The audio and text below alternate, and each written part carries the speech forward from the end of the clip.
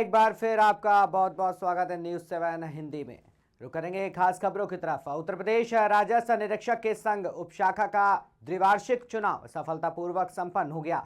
ये चुनाव जनपद के लेखपाल संघ भवन में आयोजित किया गया। चुनाव की खास बात ये रही कि पूरी कार्यकारिणी का गठन निर्विरोध हुआ। धर्मेंद्र कुमार मिश्रा को सर्वसम्मति से जिला अध्यक्ष चुना गया। वहीं मोहम्मद अहमद को महामंत्री की जिम्मेदारी सौंपी गई है। नवनिर्वाचित अध्यक्ष धर्मेंद्र मिश्रा ने कहा कि संगठन का उद्देश्य राजस्व निरीक्षकों के हितों की रक्षा करना है।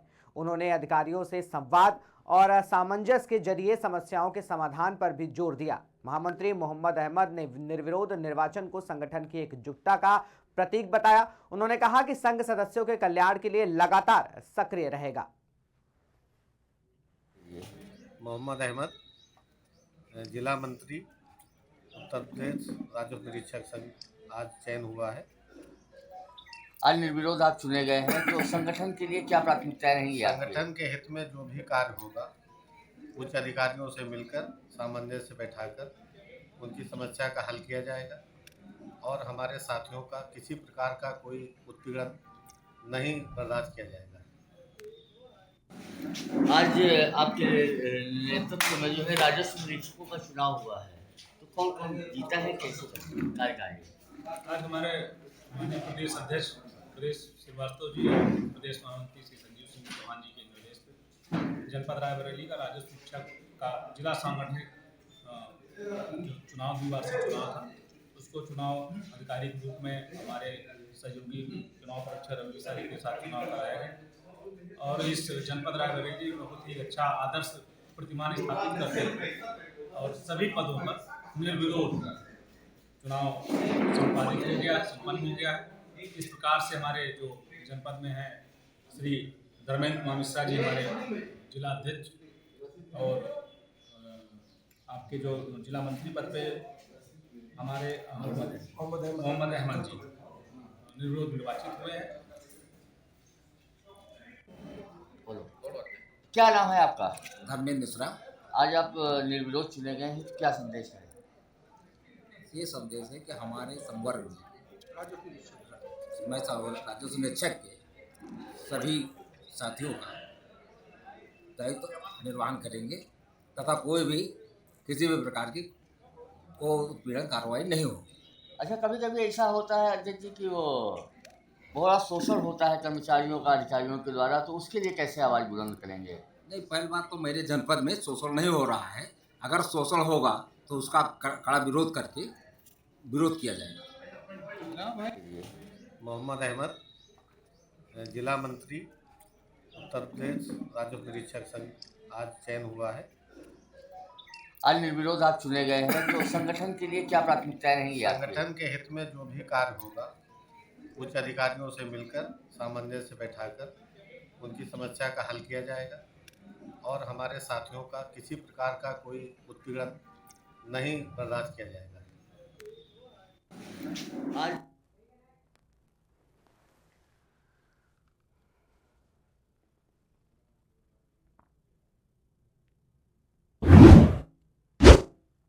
बढ़ते हैं अगली खबर की ओर। एआरटीओ प्रवर्तन टीम द्वारा सघन वाहन चेकिंग अभियान चलाया गया। इस अभियान का नेतृत्व एआरटीओ प्रवर्तन अतुल कुमार यादव ने किया। चेकिंग के दौरान जुनैदगंज चौराहे के पास एक ट्रैक्टर चालक को खतरनाक तरीके से लोगों को ट्रॉली पर बैठाकर ले जाते हुए पकड़ा गया।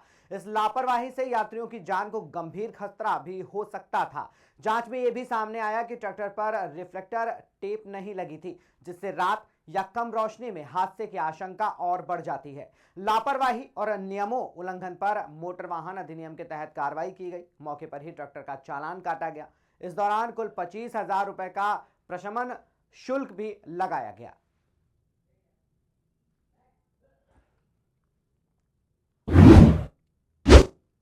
बढ़ेंगे अगली खबर की ओर। मध्य प्रदेश के मंदसौर और नीमच जिले के आसपास के इलाकों में मूसलाधार बारिश के साथ ओलावृष्टि भी हुई।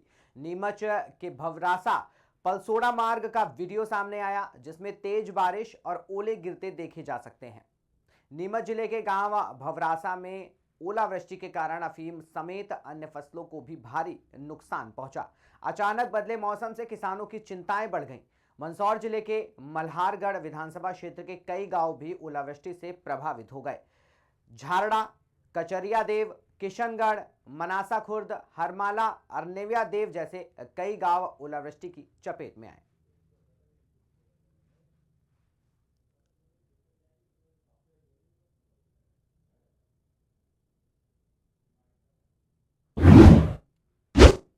बढ़ेंगे अगली खबर की ओर। यूजीसी को लेकर रायबरेली से विधायक रहे भाजपा नेता धीरेन्द्र बहादुर सिंह ने बड़ा बयान दिया।